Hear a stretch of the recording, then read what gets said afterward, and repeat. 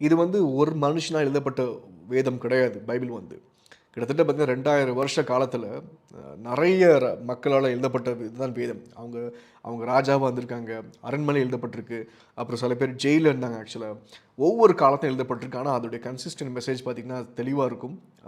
பைபிளில் தான் ப்ரிசர்வ் பண்ணப்பட்டிருக்கு. கிட்டத்தட்ட 1500 வருஷம் எக்கச்சக்க ஐ விட்னஸாக எழுதப்பட்டது தான் பைபிள்.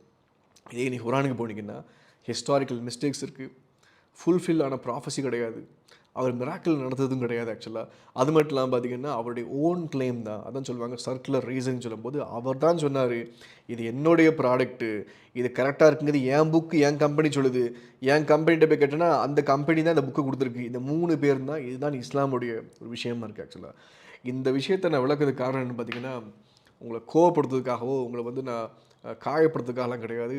இன்றைக்கி நீங்கள் மறுத்தீர்கள் என்றால் ஏக இறைவன் தெரிய வேண்டும் என்றால் உங்கள் நிச்சயமாக